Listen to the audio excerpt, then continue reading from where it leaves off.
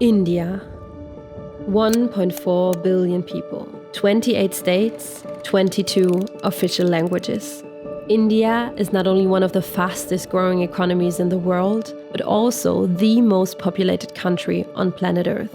Besides these superlatives, India faces a massive waste management challenge, as there is no sufficient waste management system in place, and plastic and other waste often ends up in the environment. The sad truth is, nearly nobody is interested in recycled plastic waste. It's too expensive and virgin plastic is too cheap. Despite these challenges, there are many individuals and organizations who are advocating for change with passion, conviction, and perseverance. But what does their work look like? And what exactly needs to change in the sector? In October 2023, 2 of our colleagues traveled to India to meet all the people without whom our work as Wild Plastic would not be possible. My name is Mayu, and I am responsible for the global partnerships and sourcing at Wild Plastic. I'm Ronja from Wild Plastic, and I'm responsible for brand management and communications. The informal sector in India is highly fragmented. Therefore, we visited different places, from a small waste collection community to an Indian state with a rather organized waste management system. We started our trip in Mumbai, where we met with our partner, GemCorp.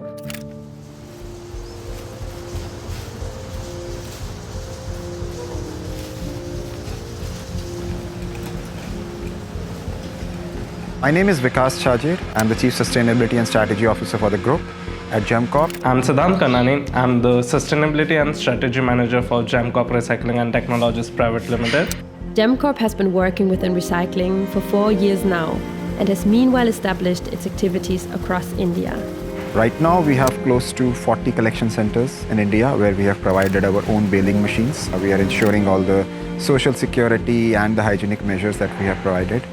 And additionally, we have 4 plastic recycling units, extrusion units. Waste collection, as well as sorting, is mostly done by hand in India, because it is, until today, the most efficient way. Working in the sector is stigmatized, and it's physically hard work. The main issues for all organizations working in the sector are usually working in a compliant way and finding buyers who are willing to pay the real cost for the material. The Indian waste management industry is completely informal. It's completely based on cash. So when we introduce those taxes in the value chain, the taxes from both sides have to be borne by us. That increases our premium to the entire material.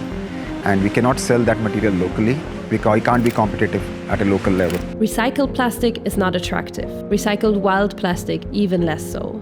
This is not an Indian problem, but a global one, as virgin plastic is still much cheaper everywhere. It should be circular. But how to make it circular? And why only plastics? I think that's the biggest question. Why don't we talk about metals? Why don't we talk about paper? Because they are self-financed. For the metal industry, the waste of metal is actually an input of material. For paper industry, the waste material for paper is an input for them. For petrochemical industry, which produces plastics, plastic waste is not an input.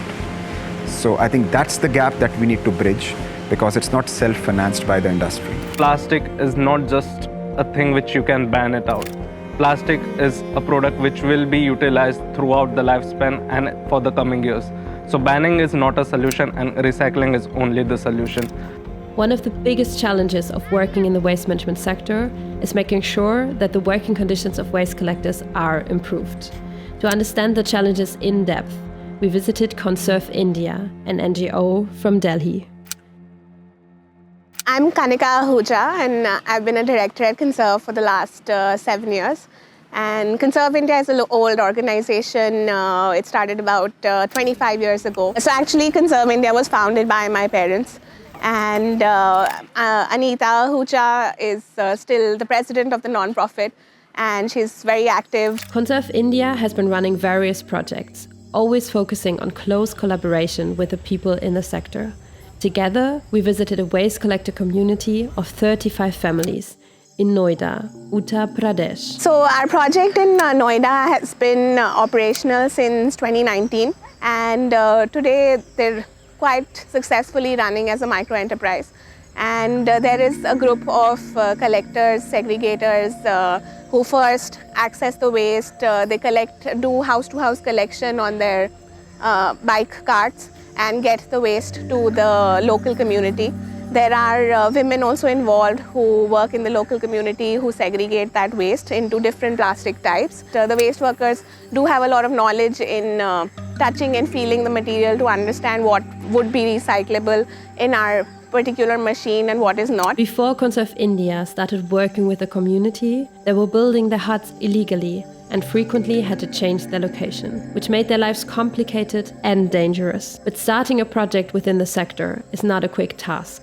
Working with waste, even after all these years, 20 years we've been working in waste, but it remains quite an infrastructural challenge as well as an ecosystem challenge, aligning all the stakeholders. Like we need various stakeholders from the municipality to come on board, to a local implementation partner, to the community we're working with, and then of course, making it a sustainable business. A sector that more than 1.5 million people in the country are working in is not easy to change. As a company with more than 20 years of experience, Conserve India witnessed how it has changed over the years.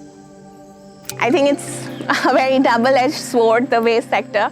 And there have been a lot of improvements in some spaces, but it's pretty much the same also in some areas. And while the condition of the informal workers, for example, it remains the same. And while the waste sector has been developing more infrastructure, more privatization is happening, but it has negatively impacted the informal workforce that has been doing this work for over decades and generations. So going forward, it's necessary that these two worlds of the privatization, of companies building infrastructure, of municipalities playing a more active role in developing key infrastructural needs for circular companies to come forward. It's essential that we integrate the informal workforce with this so that they're not just left behind. How do you educate people who never had access to a waste management system on the value of waste and the impact and importance of recycling? To understand this on a deeper level, we went to Momasar, a small village in Rajasthan, where Gemcorp, the partner that we had already met in Mumbai, implemented a functioning waste collection system within a village in India. In Momasar, a waste collection truck drives through the streets once a day and people can dispose of their household waste. This waste is taken to a small sorting plant where the plastic gets separated and bundled to produce benches and chairs for schools. We have the proper waste collection system over there that the truck roams around, collect the waste from the villages, and that all waste are coming to a small recycling unit which is in the Momasar. It was quite challenging in the initial to make them understand that they have to segregate the waste and the plastic from the household waste. But we showed them what are the advantages of it and what are the prospects and the benefits of segregating the plastic, because there are cows and animals which roam around and they eat up those waste. Now the streets are cleaner and the danger to cows and people has decreased. As the quantities of plastic are still small and it is difficult to find buyers, the system is not yet self-financing. After visiting Momasar and diving into a small village in India, it was time for us to reach our last destination in the south of the country, Kerala. Kerala is the only state in India with a literacy rate of over 90% and a state with a waste management system that could be called formal, where waste collectors are highly respected. The plastic collection in Kerala is done by a women's workforce, the Hari Kama Sena. They go door to door and cover every household on a monthly basis. The plastic they collect has to be cleaned by the consumers, and there is a monthly fee of 50 rupees per household and 100 rupees per shop. This is what the women get their income from. The system, started 14 years ago, was implemented by a local NGO and later taken over by the government. To deepen our understanding, we also met with one of the founders of Planet Earth, an NGO that played an important role in the implementation of this system. My name is Suraj Abraham. I am from Kerala, a small state in India. Suraj Abraham confirmed what everyone else had told us before on the difficulty of finding buyers for recycled plastics. it depends a lot on virgin plastic. The price of virgin plastic decides the price of recycling plastic. Recycling is not an easy operation at all. There's a lot of dynamics that goes into it. There's a lot of hard work that goes into it. So everybody in the supply chain has to be compensated, whether it is people collecting the waste from the households, maybe people sorting it, maybe the transportation or freight charges. Everybody has to be compensated. One thing we learned in all the places we visited in India is that it still needs further policy changes globally to create a system where recycled plastic can actually compete on a financial level with virgin plastic, and that the plastic crisis cannot be solved alone. It needs various perspectives, experiences, and international collaboration. And to achieve that, we need to tell more stories. If we could also use this as a case study on how WILDPLASTIC and partners in India are collaborating to create a successful, intercontinental model, I think it is a very inspiring story to give out. Because stories inspire. Jamcorp and WILDPLASTIC have a unique combination. Jamcorp is collecting the waste in India, and the WILDPLASTIC understanding the importance of what the waste is collected. Because stories can show us that we can all create change as communities, organizations, and as individuals. The plastic crisis is not a national problem, even if we don't see it on our own doorstep. The plastic comes back to us anyways. The plastic is everywhere. It's in the oceans, it's on the land. So we have to find solutions that work for each and every one of us, and we have to find these solutions together. Plastic crisis is a huge topic, and sometimes, actually quite often, I am personally quite overwhelmed by it, and I'm thinking, what are we actually doing for it? But at the same time, I remind myself that there are millions of answers, there are millions of things that we can do, and WILDPLASTIC is doing one of them. We are part of a massive ecosystem, and with our work, I hope that we can make that tiny contribution to it and also encourage more people to be aware and make better choices. There is a lot of WILDPLASTIC on land and in rivers, as well as in the oceans around India. Our common challenge is to ensure that no more plastic enters the environment, and that WILDPLASTIC gets recognized for what it is: a resource.